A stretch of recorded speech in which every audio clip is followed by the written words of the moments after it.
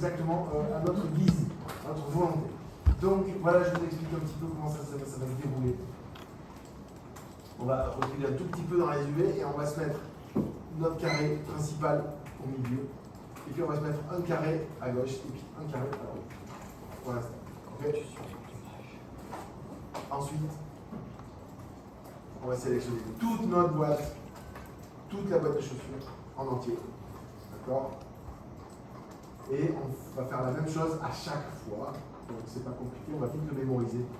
Première chose, delete history freeze transform, vous connaissez tous la manip la plus importante de la vie en 3D.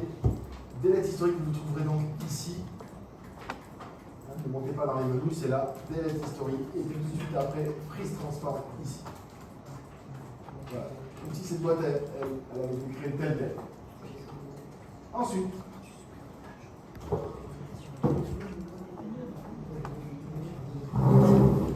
il y a un truc qui est un peu relou dans Maya et dans tous les logiciels, d'ailleurs c'est toujours pareil. On ne peut rien faire tant qu'on n'a pas d'UV. Parce qu'il y a des objets qui n'ont pas d'UV du tout et on ne peut pas les manipuler tant qu'ils n'existent pas. Donc la première chose à faire, c'est de créer des UV pourris. Mais il faut que l'objet ait des UV, même s'ils sont merdiques, pour pouvoir les travailler. Donc la première chose à faire, c'est de les inventer. Et ensuite on les bosse. Donc on sélectionne toute la boîte. Et la première chose que l'on va faire, c'est dans l'UV Toolkit, ici on va chercher le truc qui s'appelle Create. On va créer donc des UV. Il y a plein de façons d'en créer. Planar, cylindrique, machin. Malheureusement dans Maya, il n'y a pas le fameux box mapping, c'est possible. Mais bon, bref. Le seul qui fonctionne à tous les coups, il n'y en a qu'un qui marche à tous les coups, c'est celui qui s'appelle Camera Base. Ça vous fait une première projection. Elle est nulle, elle n'est pas fonctionnelle, mais au moins, elle crée des UV pour commencer. Et ces UV, donc, qui viennent d'être créés, qui sont pourris, hein, bien sûr, on est d'accord. On va les sélectionner. On va tout prendre avec ce bouton qui s'appelle UV Shell. Je vais tout prendre. D'accord. Et je jette tout ça dans le carré qui se trouve à gauche. Je recommence, parce que c'est hyper important. Je recommence. Donc, je suis en Object Mode, je sélectionne tout l'objet que je cherche à faire les UV. Freeze transform de la history. Ensuite, je vais dans l'UV Toolkit et je commence par faire Create Camera Base. Bam! Ça me crée des UV bidons. Et mes premiers UV bidons, je les sélectionne et je les fous à gauche. Ok? Dans le carré gauche. À peu près, on s'en fout. C'est vraiment en vrac, à gauche. Je vous explique le principe.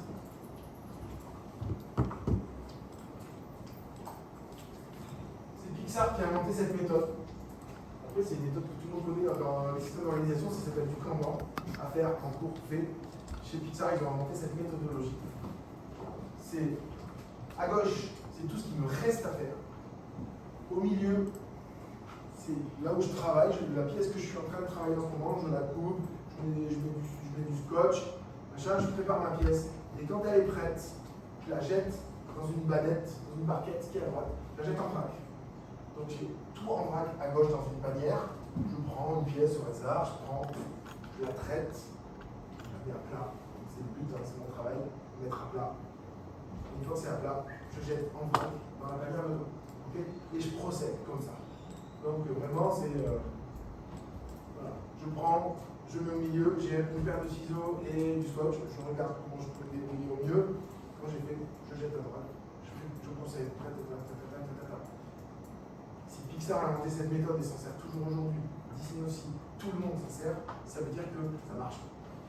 Voilà. Parce que, en fait, dans tout le processus de création 3D, vous avez donc la modélisation, ou alors vous partez d'un sculpte, et après une retoco, bref, peu importe, en tout cas le processus est long, et il y a une étape, à un moment, c'est le seul endroit pour lequel il ne faut pas se tromper. C'est très, les UV, c'est pas compliqué. Par contre, ça ne tolère pas d'erreur. Parce que par exemple, imaginez, vous avez fait un troll, il est beau, il est super sculpté, machin. votre troll, vous avez fait les UV, vous avez passé 4 heures à faire vos UV du troll. Il y a plein de pièces, parce qu'il y a les bagouses, il y a des trucs, il y a la déco, il y a le cuir, il y a l'échelle, il y a beaucoup de pièces UV à traiter, donc vous avez fait tous les UV propres. Vous êtes arrivé dans le transmetteur et vous avez commencé à peindre votre troll. Et en particulier le visage qui est très long, parce qu'il faut faire tout le maquillage, machin, les rides, les trucs, les cernes, les yeux, le jaune et le marron sur les dents. On y passe 4 heures, 5 heures, 10 heures dans ce transmetteur sur notre troll. Et puis tout d'un coup on se dit, bon allez, je fais la main. Et là tout d'un coup la main ne marche pas. Le stylo ne fonctionne pas. Vous arrivez à peindre tout le troll sauf la main gauche. Impossible, il ne se passe rien. Merde alors. Vous revenez dans Maya, vous regardez vos UV et là vous vous rendez compte que vous avez oublié de faire l'UV de la main gauche. Et bien là, ce sera le seul cas dans l'ensemble de votre groupe. Il n'y a aucun moyen de s'en sortir. Rien, c'est impossible. Vous prenez vos 12 heures de painter et vous les jetez à la poubelle. On ne peut pas s'en sortir. Je vous le dis parce que j'y suis passé, tout le monde y passe un jour ou l'autre à jeter des heures de taf parce qu'on s'est loupé sur les UV. Et c'est une des rares étapes pour laquelle il n'y a aucun moyen de revenir en arrière. On est foutu. On recommence. Donc, cette méthode de à gauche, au milieu, à droite, tant qu'il y a quelque chose à gauche, je n'ai pas fini et ça me permet d'être certain d'avoir fini et de ne pas me retrouver dans ce genre de situation terrible où on jette un super taf. Ouais, ça va. Donc essayez de respecter ça et vous ne tomberez jamais dans ce panneau parce qu'il peut faire très mal le panneau quand on y a passé la nuit. Et que l'objet de tout jeter, ça saoule bien. Donc, ceci étant dit, on y va. Donc j'ai dans ma panière à gauche. Alors ma panière à gauche, on s'en fout, hein, vous mettez où vous voulez tant que c'est à gauche, quoi. Ok, on jette à gauche. Ça, c'est tout ce qui reste à faire. Maintenant, on va se concentrer sur un truc à la fois. D'accord? Très important. Donc je vous rappelle les règles essentielles. Oui. Alors, elle n'est pas inversée, c'est juste que il a projeté le couvercle en bas de l'UV. Donc, on a l'impression que c'est inversé, mais ce n'est pas inversé. Parce qu'on a fait deux objets à la fois. Regarde, si j'en fais juste le couvercle, si je fais caméra base, tu vois, il est dans le bon sens, mais il est en bas de l'UV. Justement, pourquoi il n'est pas inversé. Il n'est pas inversé. Ouais, oui, mais c'est pas grave du tout. Non, je sais. En fait, c'est pas inversé, c'est juste que au lieu de. Il n'a pas respecté le truc, il a tout mis en bas, il a tout aligné en bas. Donc si tu avais un alignement par là. Ouais, il met tout en bas, il ne cherche pas à comprendre. C'est donc quand tu fais un alignement vers le bas dans Photoshop, tu vois. Mais voilà, pas grave. Ok, donc bref, je reprends tout. Bon. Donc je reprends tout, caméra base. On ne cherche pas à comprendre qu'on voit, c'est pas grave, on fout là. Tout à gauche là. Et on commence. Donc je vous rappelle deux règles importantes. On fait un truc à la fois, parce que sinon c'est trop compliqué. Un truc à la fois. Si c'est trop compliqué, on divise en deux choses moins compliquées. Toujours comme ça. Et la deuxième chose, mais je l'ai oublié.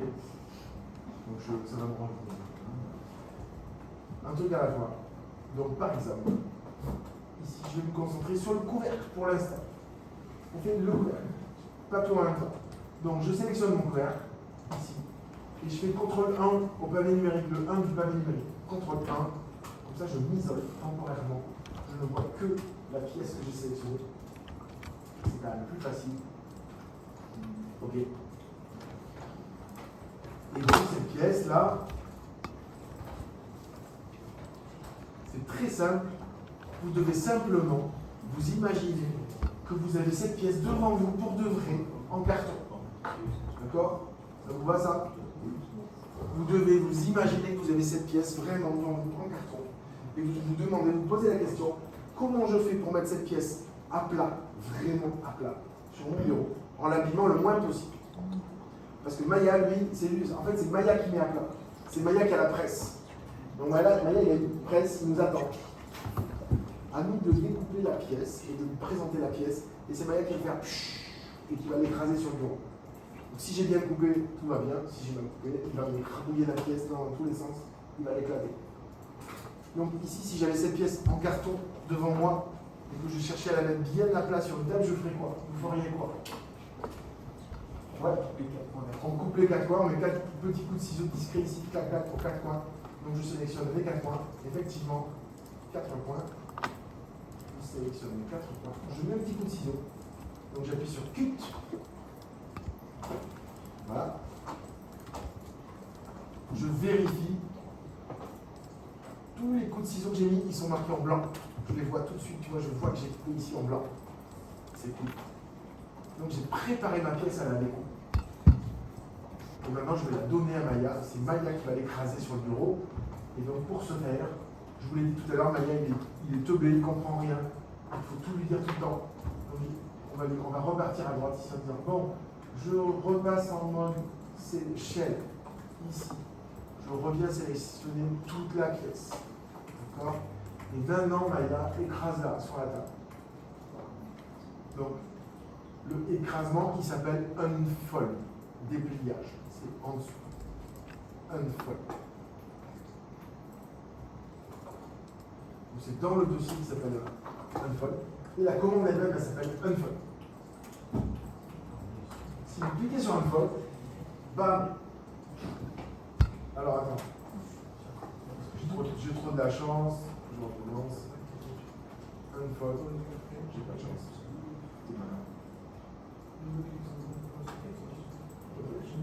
Alors, est-ce que tout le monde, le unfold, il vous l'a mis bien au milieu, là, dans le carré, ou est-ce qu'il vous l'a mis n'importe où? Voilà. Alors, voilà. Évidemment, il y a des pièges sur votre chemin, sinon ce ne serait pas de problème. Il y a des pièges. Donc, on l'a vu, on a coupé nous aux 4 coins. On a demandé à Maya de faire la presse. Et comme on avait coupé aux 4 coins, il a pressé notre objet sur la table. Les 4 coins se sont rabattus, et on se retrouve avec un gabarit. Comme si on était en train de faire du design 2D de produits, tu sais, c'est souvent comme ça, les boîtes de jus d'orange quand elles sont plates. Ah oui, donc voilà, super. Le problème, c'est que moi j'ai eu de la chance, il me l'a mis sur mon bureau. J'ai vraiment eu beaucoup de chance. Parce que pour certains d'entre vous, il n'a pas du tout posé ça sur votre bureau. Il l'a posé dans la chambre, dans la cuisine, dans le garage, n'importe où. Et des fois, ce couillon de Maya, il va même vous le poser, genre, tiens-toi bien, ça m'est déjà arrivé. Vous faites un fold, et Maya, au lieu de poser le fold sur votre bureau au milieu, il va vous le poser, genre là. Genre 25 caractères chez le voisin. Et donc, des fois, vous dites, mais il est où mon fold? Surtout après minuit, comme ça, vous dites, putain, mais je peux pas pièce merde et tout, machin. On cherche, alors qu'en fait, c'est juste Maya qui a décidé de vous embrouiller et de la foutre à faire. Donc, pour éviter ça, pour éviter ce gros problème, la première fois, à chaque fois que vous faites une nouvelle session de Maya, d'accord, à chaque fois que vous arrivez sur une nouvelle machine, là vous venez juste de lancer Maya, vous devrez faire systématiquement cette manip. Au lieu de faire unfold tout court, vous allez faire mage unfold, la première fois de la journée. Mage unfold. Et évidemment, la case à cocher la plus importante n'est pas cochée. Sinon, c'est pas drôle. Et elle s'appelle layout. Cochez cette case, à partir de là, tous les unfolds vont venir se poser directement sur votre bureau et pas dans le garage ou chez le voisin. Okay, chaque fois que je fais un unfold, elle posera le résultat sur mon bureau. On est bon? C'est beau. Shift unfold, voilà, et tu viens cocher la case de layout. Ne vous inquiétez pas, on va le faire 40 fois à peu près, après ça va aller. Ok. Alors, vous verrez, hein, ça va vous arriver souvent, Maya, pour une raison qui est absolument mystérieuse, un mystère insondable de l'univers, quand vous faites des unfolds, il vous fout des pièces en diagonale. Allez savoir pourquoi, j'en ai aucune idée. Cela dit, vous pouvez, je vous montre une astuce, vous la tournez à peu près comme vous la souhaiteriez, cette pièce, à peu près, ça suffit. Et ensuite, vous descendez tout en bas dans le menu qui s'appelle Arrange. Dans le menu qui s'appelle Arrange, vous avez un truc qui s'appelle Orient Shell. Arrange ta chose. Donc l'idée, c'est de dire, vous mettez la pièce à peu près comme vous voulez, oriente, et il comprend ce que vous cherchez à faire. Et il vous aide. Ok, Orient Shell. C'est beau, je vais vous le dire. Ok. Et maintenant, le plus important de tout, le contrôle. Le contrôle. Et le contrôle se fait toujours par un outil très simple qui est le damier. Le damier, vous l'avez ici. D'accord? Il n'y a que lui qui a raison. Aucun prof, aucun collègue n'a raison. Le seul qui a raison, c'est le damier. Okay? C'est votre seul outil de contrôle. Bon, on va voir ça. Je n'ai pas assez pris. Parce que le damier maille est un peu petit au départ. Et dans un premier temps, voilà, c'est très bien. Si vous affichez le damier, ici, votre boulot, c'est de contrôler sur votre objet en 3D que tous les carrés de votre damier sont bien carrés. S'ils font des losanges, s'ils font des patatoïdes amorties, c'est que vous avez raté quelque chose, vous êtes trompé. Je vous montre, hein, si par exemple je me trouve dans un UV et que je me rate un UV, je vais le faire sur tous ces points, je me suis raté, genre comme ça. Tu vois ici ce qui se passe, mon damier est plus du tout régulier, il se met à s'étirer comme une nappe sur laquelle on aurait tiré un fil. Ça va pas. Direct, on sait que c'est pas bon. Okay. Par contre, si le damier est uniforme, bien carré partout, là c'est OK. D'accord? À partir du moment où c'est OK, je peux attraper toute ma pièce ici, qui est sur mon bureau. Je l'ai vérifié, attention c'est très important, je l'ai vérifié avec le damier. Voilà, comme il disait Armé, la confiance n'exclut pas le contrôle. Donc, hop. Même si on se fait confiance, on double check quand même. Si votre pièce elle est bonne, ce que vous faites, c'est que vous l'attrapez et vous la jetez à droite, en vrac, n'importe où. Vous la jetez à droite, en bordel. C'est bon pour vous? Voilà.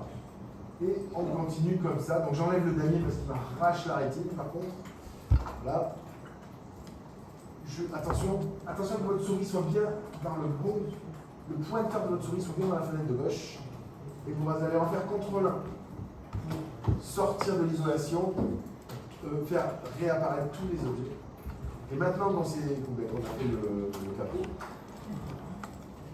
Regarde, si je sélectionne tout mon objet, effectivement, je vois que à droite, ça c'est fait, c'est le couvercle. Au milieu, je ne fais rien en ce moment, donc j'ai rien. Et à gauche, c'est ce qui me reste à faire. Okay, donc je peux sélectionner ce qui me reste à faire, soit directement ici, dans la vue UV, soit dans la vue 3D, c'est comme vous voulez, en votre confiance. Je sélectionne ici ce qui me reste à faire. Et je vais faire CTRL 1. Attention, encore une fois, la souris doit être au bon endroit. Si je fais CTRL 1 avec la souris ici, je cache les UV parce que la souris, elle est dans la fenêtre UV. Et ça, quand il est 1h du matin, et que tous les UV disparaissent, ah merde, ils sont les UV. Et on cherche une heure alors que c'était juste que la souris est au bon endroit. C'est tout. Mais des fois, on ne percute pas bien, mais alors c'est tout longtemps l'histoire. Donc attention, le CTRL 1 se fait à l'endroit où se trouve le pointeur de la souris. CTRL 1 ici. Voilà, je m'isole. Et il me reste ça à faire. Alors, il y a des fantômes qui apparaissent de temps en temps, le fantôme de l'objet masqué. Malheureusement, on ne peut pas y faire grand chose. Bon, mais pareil, il me reste la boîte. Même sentence, même punition. Pour que la boîte s'ouvre bien et se pose bien par terre, il faut que je mette des coups de ciseaux. Donc je mets des coups de ciseaux ici. Clac, clac, clac. Et clac. Je sélectionne les 4 grands arrêts. Je mets un coup de ciseau. J'ai oublié. Merci. On sait jamais. Cut. Voilà. Je vérifie puisque je sais que je peux vérifier. Elles sont blanches. Celles que j'ai coupées, donc c'est cool. Trop bien. Et donc maintenant que j'ai coupé mes 4 côtés, je reviens en mode shell parce que Maya, il faut tout lui dire. C'est un vrai robot. Je passe en mode shell. Je resélectionne ma pièce. Et je lui dis, vas-y, déplie, unfold. Je clique sur unfold. Voilà, il me met la pièce sur mon bureau. Trop bien. Et donc, alors tant que j'y suis, je peux l'orienter vite fait. Hop, oriente shell. Voilà, tant mieux, j'ai de la chance. Elle est bien clean. Un petit coup de damier pour contrôler que tout va bien. Tout obéit. Impeccable. Les damiers sont parfaits partout autour de moi. C'est cool. Trop bien. parfait. Donc cette pièce, elle est clean, je peux la prendre et je la jette à droite en vrac. Ok. Si on se servir du L en blanc, juste à côté. Celui-là là? Oui. Et lui, par contre, il est du rouge. Est-ce que c'est normal? Alors non, ici, non, il ne devrait pas t'en mettre. Sinon, tu as un problème. Ouais. Ah, lui, on s'en servira plus tard, pas tout de suite. On s'en servira un peu plus tard pour voir les tensions qui règnent dans nos UV, mais là, sur une boîte, c'est bon, il n'y a pas de problème. Mais t'inquiète pas, on verra ces outils-là. Ok? C'est beau. Donc, je n'ai plus rien à gauche, ce qui me fait dire que. Attends, il faut que je sais. Oh putain, j'ai fait. Ouais, je pense ça. Je suis les disques. Je sélectionne toute ma boîte. Je vois que je n'ai plus rien à gauche, ce qui me garantit que j'ai fini de traiter les UV. J'ai tout à droite, en bordel, les uns sur les autres dans la caisse, mais ça, je m'en fous. C'est pas le problème. Et la très bonne nouvelle, c'est que c'est Maya qui range notre chambre. C'est pas moi qui range ma chambre, c'est Maya. Moi, je prépare tout. C'est Maya qui va se charger du reste. Et ça, c'est cool. Donc ici, pour ranger tout ça, là, évidemment, on va tout sélectionner déjà. Ah, je repasse en mode UV chaîne, décidément. Désolé, mais le raccourci il est atroce, c'est genre Alt F12, des trucs comme ça. Non, je sais clic droit, je sélectionne. Ah oui, au clic droit, c'est vrai. Ouais, c'est vrai.